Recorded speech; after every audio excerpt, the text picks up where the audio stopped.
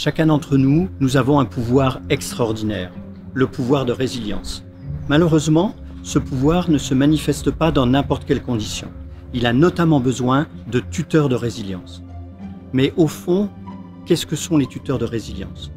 Je vous explique aujourd'hui ce que sont les tuteurs de résilience et à la fin de la vidéo, je vous proposerai un test qui vous permettra de connaître la relation que vous avez vous-même avec les tuteurs de résilience.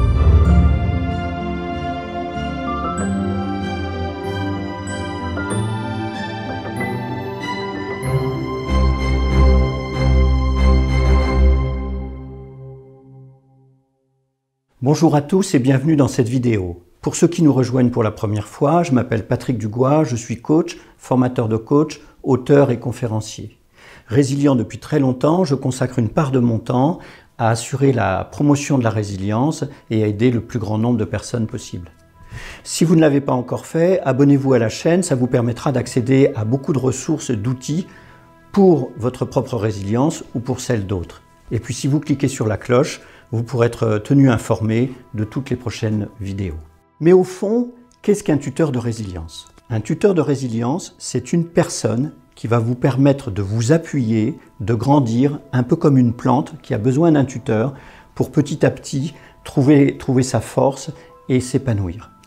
Les personnes qui sont tuteurs de résilience vont avoir vis-à-vis d'une personne en difficulté, que ce soit dans leur famille, dans leur entourage, dans leur quartier, ils vont être disponibles pour la personne et ils vont être dans une grande bienveillance. Quand on est en présence de ce type de personne, on se sent mieux, on se sent écouté, on reprend courage, on reprend confiance. Où trouve-t-on des tuteurs de résilience? Ça peut être vous, ça peut être moi.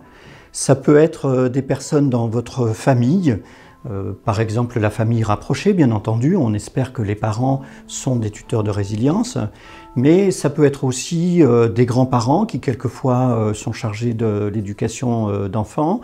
Ça peut être un grand-oncle. On va les trouver également parmi nos amis, que ce soit dans le monde professionnel, que ce soit nos amis quand nous étions enfants à l'école ou au lycée. Les uns et les autres, nous avons gardé des relations et souvent ces personnes vont pouvoir être présentes pour nous au moment des coups durs. Ça peut être aussi, on rencontre beaucoup de tuteurs de résilience dans le monde de l'éducation, un instituteur, un professeur. On les rencontre beaucoup dans le monde associatif, dans le monde du sport, un éducateur sportif. On va les rencontrer aussi dans le monde militantiste, politique bien sûr, environnemental, parce que à travers des actions collectives se mettent en place des relations et la disponibilité de la personne, sa manière d'être avec l'autre va permettre de s'appuyer sur elle et donc d'en faire un tuteur de résilience. Parfois, ça peut prendre une forme particulière. C'est le cas justement d'un ami qui a réalisé une conférence TEDx qui s'appelle « Quand le cheval dévoile les limites de l'homme ». Il s'appelle Jean-Loup, il est coach comme moi et lorsqu'il était enfant, il vivait à la campagne dans une ferme. Et le petit Jean-Loup, à l'époque, a connu pas mal de difficultés. Il était dans un milieu familial qui n'était pas du tout favorable. Et il se trouve que dans cette ferme, il y avait un cheval, un vieux cheval, et le jeune Jean-Loup a commencé à s'occuper de ce cheval, à nouer une relation avec ce cheval, et à travers cette relation, a réussi à retrouver un équilibre, à trouver de la force et à faire face à ses difficultés. Pour autant, le plus souvent, ce sont des personnes. La première des caractéristiques de ces personnes, c'est qu'elles portent un intérêt sincère aux personnes pour qui elles vont servir de tuteur. C'est pas uniquement une présence, c'est pas uniquement je suis là, non, c'est vraiment je cherche à entrer en relation, je suis en relation et la personne est pour moi importante. Elle est en difficulté, je cherche à comprendre ce qui se passe, je cherche à être avec elle. Deuxième critère, c'est que les tuteurs de résilience ne jugent pas l'autre. Typiquement, si vous avez quelqu'un qui est déprimé ou qui est en dépression, l'entourage très souvent va dans un premier temps être soutenant et puis assez vite va s'énerver en disant « mais enfin, faut se prendre en charge, mais enfin, faut se bouger, etc. » Sauf qu'en faisant ça, on culpabilise la personne et on ne la soutient pas. En réalité, un tuteur de résilience, lui, ne va pas juger ni du chemin que choisit la personne pour s'en sortir, parce que quelquefois le chemin, ça peut être un engagement politique, ça peut être d'aller faire le tour du monde, ça peut être de trouver une formation, mais il n'y a pas qu'un seul chemin, et ne se décourage pas en cas d'échec. Si vous prenez par exemple l'exemple d'un éducateur de rue qui viendrait accompagner un jeune, et puis parce qu'il a commencé à accompagner le jeune, il s'inscrit en formation, alors que l'éducateur est content, il a fait son travail, et puis le jeune se fait virer de sa formation, eh bien, un tuteur de résilience ne va pas se décourager. Parce que oui, c'est un échec, mais la résilience étant un processus, le tuteur de résilience sait que tous les échecs ne sont que des étapes.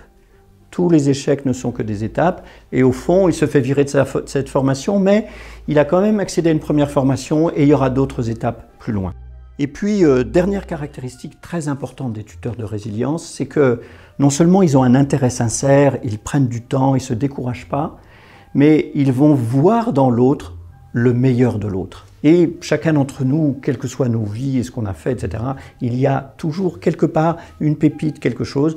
Et le tuteur de résilience, il voit la personne à travers ce prisme-là, ce qui permet à la personne petit à petit, parce qu'elle est vue avec ce regard-là, de prendre confiance en elle et de se rendre compte de sa propre valeur et du coup, à partir de cette valeur, de rebondir. Et c'est intéressant pour vous de vous poser la question, et vous?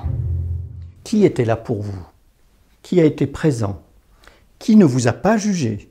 Eh bien, ce test-là, déjà, va vous permettre d'identifier des personnes qui ont joué un rôle majeur dans qui vous êtes, simplement parce qu'elles étaient là.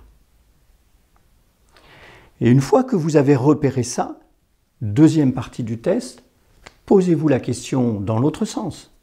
Vous, dans votre vie, pour qui est-ce que vous êtes là? Pour qui est-ce que vous êtes disponible? Qui vous écoutez? Qui vous soutenez? Qui vous ne jugez pas? Pour qui vous êtes capable de ne pas vous décourager parce que vous savez que ce n'est pas un échec, c'est qu'une étape et ça va aller plus loin? Qui vous arrivez à regarder de telle manière de voir le précieux? Eh bien, quand vous regardez ça, vous allez vous apercevoir que vous êtes beaucoup plus souvent tuteur de résilience que vous ne pensez, que probablement vous avez été beaucoup plus soutenu que vous ne pensez. Et du coup, c'est une invitation, et c'est le message principal de cette vidéo d'aujourd'hui, à être dans cette posture et à partager cette posture de manière à diffuser la résilience autour de nous, dans la société, et à partager cette manière d'être présent aux autres. C'est aussi pour ça que je vous invite, plus que pour d'autres vidéos, à partager cette vidéo pour qu'elle puisse servir à des personnes qui ont besoin de prendre conscience qu'elles sont plus soutenues qu'elles ne pensent, et pour faire prendre conscience à des milliers et des milliers de personnes dans le monde de l'éducation, dans le monde du sport, dans le monde associatif, qu'elles sont elles-mêmes tuteurs de résilience, et que du coup, en prenant conscience, elles peuvent le faire davantage et avoir encore plus d'impact pour beaucoup de personnes. Voilà, j'espère que cette vidéo vous a inspiré, vous a donné envie, et je vous donne rendez-vous à très bientôt pour un nouvel épisode sur Résilience et Puissance.